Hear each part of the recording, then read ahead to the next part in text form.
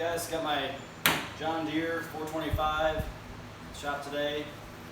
Getting ready to do maintenance on this machine for the summer. Looking at oil change and filter, fuel filter, air filter, and the hydrostatic transmission fluid, or the hydraulic fluid that runs the machine and does the deck lift and things like that. This machine has about 1,245 hours on it. I think I put around 50 to 100 hours a year on it. Got this from a family member. I think it's a 94 and all-wheel steer tractor. I don't know, it's the best mower I've ever used. I haven't used a lot of them, but I have this 425 and a 455, which is a diesel. I had a Skag zero turn, and I just like this more. You can do more things with it. Yeah, the zero turn mowed faster, but this one didn't get stuck in ditches and everywhere else, and it just worked a lot better for my property. So I'll make a quick video on the maintenance here, and a way you can do these items at home. It's pretty easy on this machine. There's not a lot to it. And get these side panels off just to get started. One thing I also forgot to mention, and I'll put a video of it in here, is this machine's got a little bit of a tap in it. And it's coming from this side. So I'm hoping, and I'm going to also show taking the valve cover off and checking the valve clearances and get that adjusted right, and hopefully that'll quiet down that side. It's not bad, and it seems to go away when you rev high, but when it's idling, it's got a tap to it. Like I said, I got a video of that I'll include so you can hear if you have the same issue or if it's something else. Side panels come off easy. Use these little tabs. Self-explanatory there. And it pulls right off from hooking on the bottom. First thing we'll do is the air filter, because it's the easiest. There's the part number for the air filter for this machine, the main element, and then this is the foam element that goes over top of it. And I usually buy a couple of these foam elements because I'll replace these every couple months because they're so cheap, and it just saves your expensive filter from having to get replaced as often. So, a couple wing nuts here.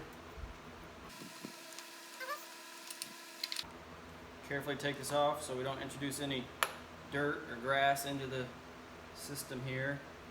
And you can see, so here you can see that foam one catches some of the dust and debris prior to it getting to the real filter. See, the real filter doesn't look too awful bad, but let's see here. Yeah, not too bad, but it's time to replace it. Now you can see in there too kind of what we need to watch out for as far as that dust getting into the carburetor there.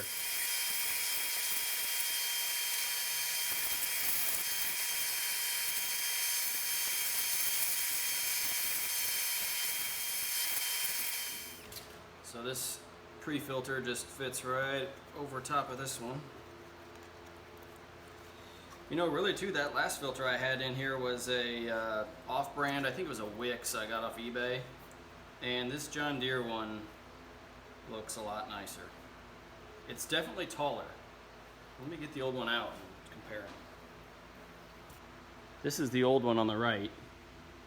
Maybe they're close to the same, but this one just looks taller, and it definitely has a better foam, more high quality foam there. Seal. Don't think there's a right or wrong for up or down. It's the same on both sides. So that fits right over that housing there. Side of this looks clean where it's going to mount.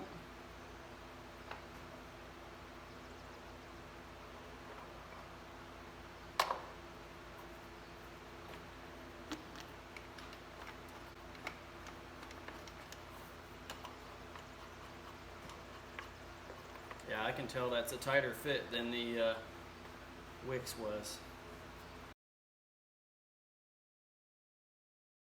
So this is the other side of the machine.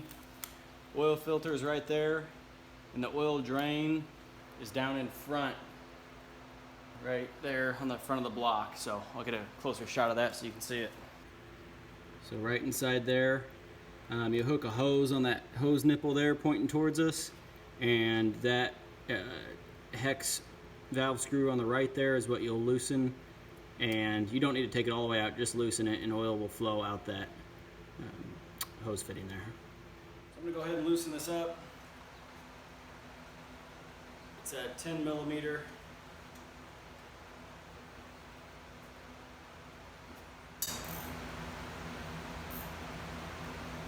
You know, one thing, I've changed the oil in this thing probably a dozen times.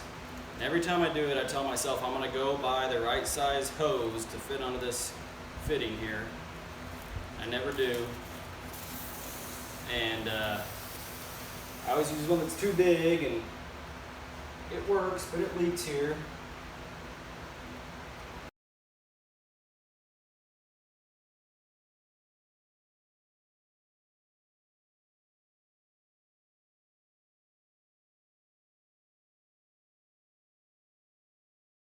All right, while that's draining, I figured I'd go ahead and take a look at this valve here.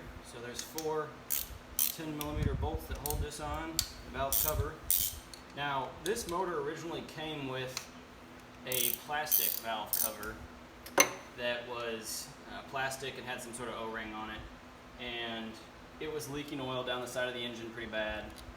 And this aluminum valve cover here is one that the newer motors had. So when you go to, buy a replacement valve cover, you can just choose to buy this one. It wasn't a lot more expensive. People also sell these on eBay in kits, and so if yours is leaking, I wouldn't replace the O-rings. I'd just come and buy these valve covers here. They've got a lot better, machine face to seal against versus a plastic that'll warp with the heat and eventually leak on you. So. All right, so there's the valves. I've got my feeler gauges here, and I don't have a 10, but I've got a 4 and a 6. So add those together to make a 10 thousandths. And you need to make sure it's loose so that you can move this a little bit. This one still feels a little tight. It's got a little looseness there. But sometimes it might be in the middle of a compression or intake stroke where the cam is pushing up on these valves. And I think both are loose now, because usually you can't move them at all. They'll just be really tight because they're pushing a valve open. But you can see on this side here, I've got plenty of clearance. It's probably too loose. This side here, I cannot get it in. So I need to loosen that one and tighten that one. And the way that works is there's a 9 millimeter nut. That's the set nut. So you'll loosen that.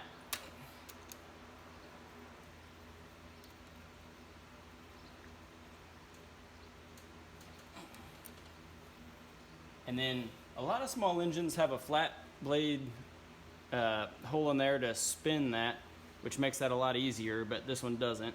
So what it has is a small square that I'm just going to use an adjustable wrench on. But what you'll do is, once that lock nut is loose, put your feeler gauge back in, and you'll spin the inner screw until you get a nice fit in there. So that's right at that 10 thousandths.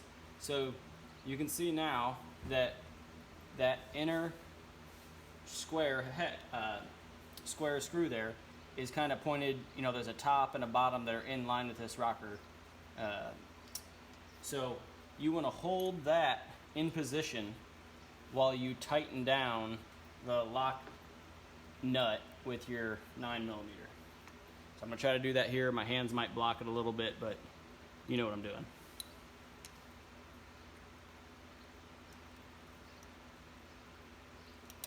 So again, I'm holding that so it's in line with the rocker. Tightening lock nut. And there you can see it's still in line with the rocker. And got a nice 10 millimeter gap there. So I'll repeat on the other side, which needs to be loosened. So again, loosen your lock nut. And it doesn't take a lot of adjustment for these to get going, but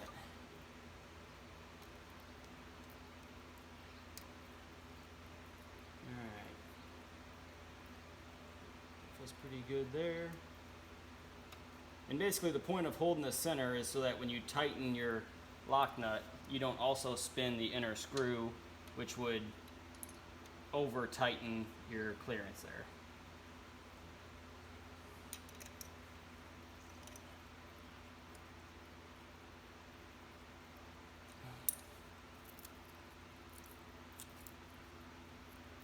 Feels pretty good.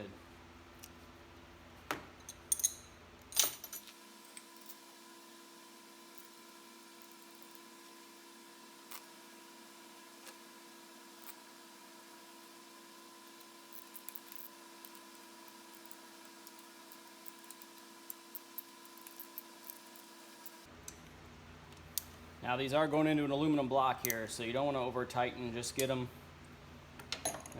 you know, torqued down, but once it gets hard to push, don't push any harder. I'm going to go ahead and check the valve lash on the other side while I got it open. I'll probably just fast forward through that.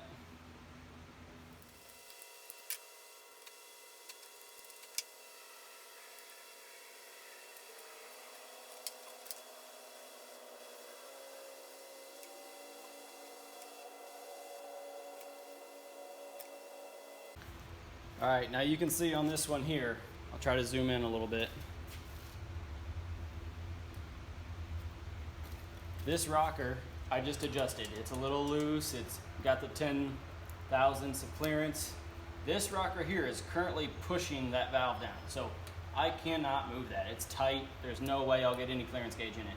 So I need to turn the engine over just a touch so that it releases the pressure off that.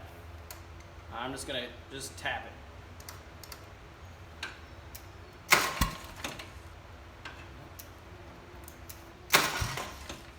There, now it's open and loose. I can get back to work, checking the clearance there. So this one is too tight. The other one was too loose. So, good thing I came and checked this side even though it wasn't making a noise yet.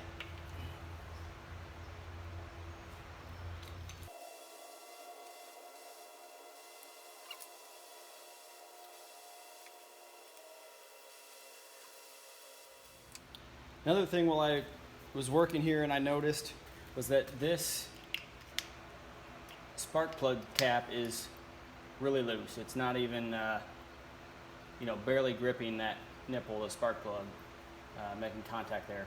So what I'm gonna do is stick a pair of long nose pliers in there and bend that contact a little bit tighter so that it'll pinch that spark plug a little better.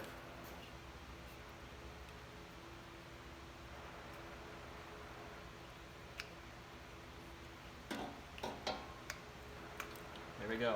Now it's held on there good. Check the other side.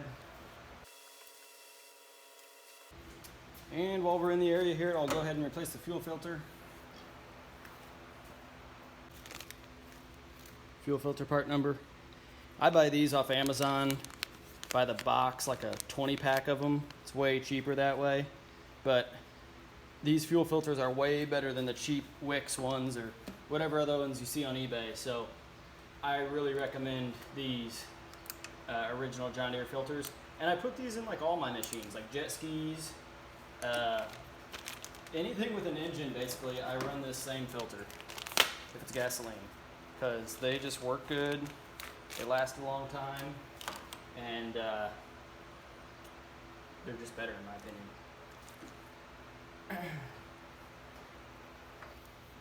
So, I shut the fuel off at the petcock right there, loosen up these spring clamps, and pop the hoses off.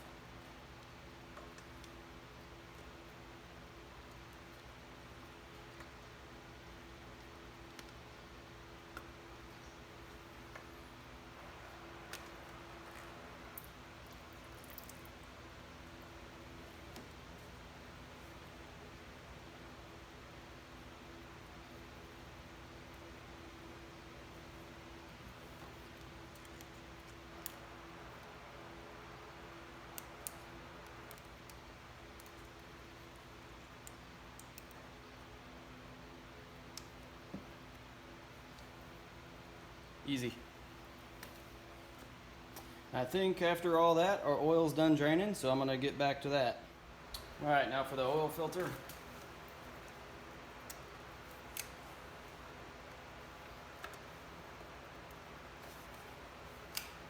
Oh,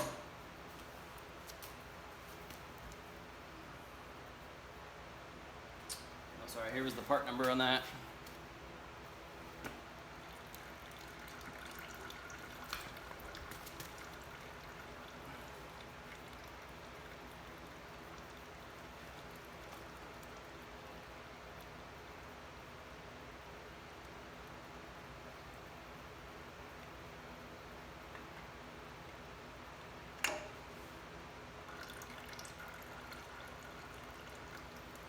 Rub the seals together here.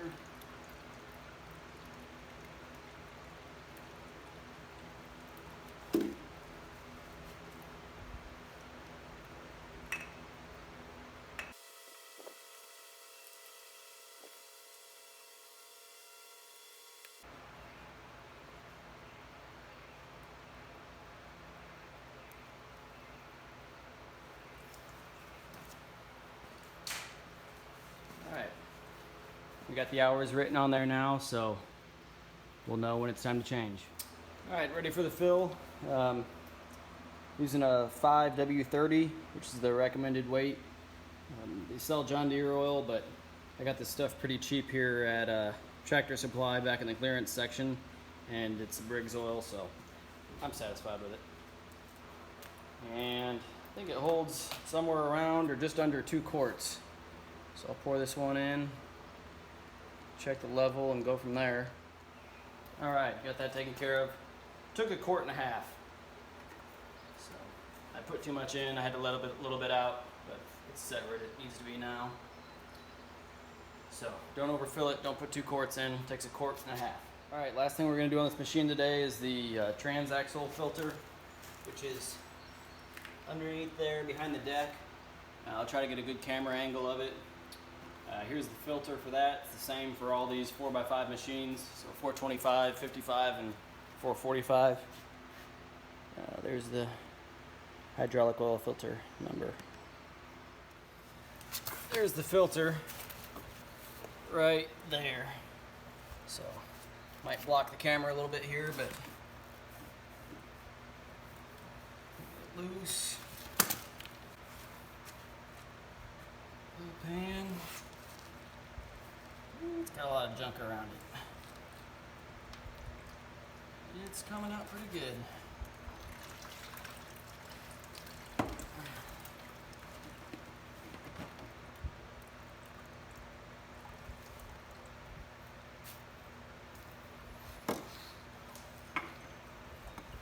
Oh man, there's grass and everything in there.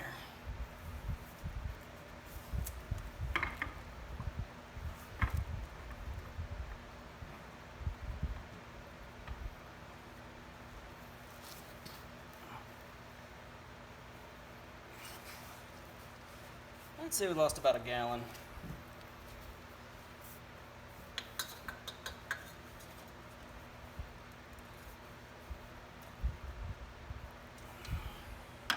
All right, there's the hydraulic fill. Here's the dipstick we took out. And the hydraulic fluid for these machines is called the High Guard. They've got regular, and then they've also got this low viscosity. I always use this low viscosity. I don't know, maybe it works better in the cold, but it's never given me any problems. And this one's pretty funny on checking the level, because I've read all sorts of different things where you're supposed to screw this all the way in to check it. I've read you're supposed to just set it on top. I've read it's got to be hot. I've read it's got to be cold. So whichever way you want to take it. I have it cold right now. I set it on top, and I look for fluid that way. That's how I do it on both of these machines. They've been running good for a couple years now.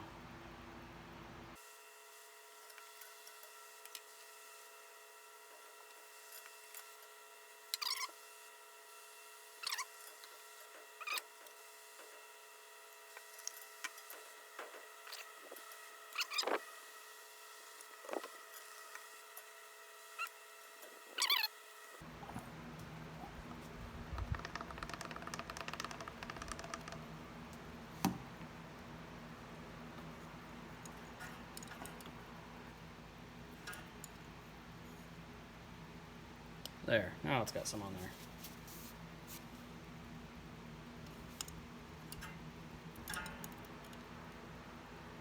there. Yeah, that looks good.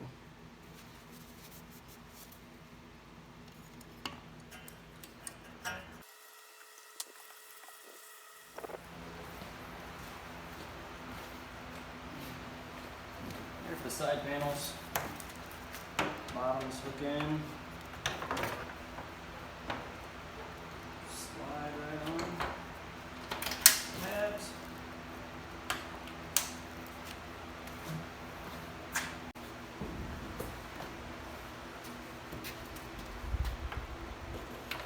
So make sure you get the air filter in there.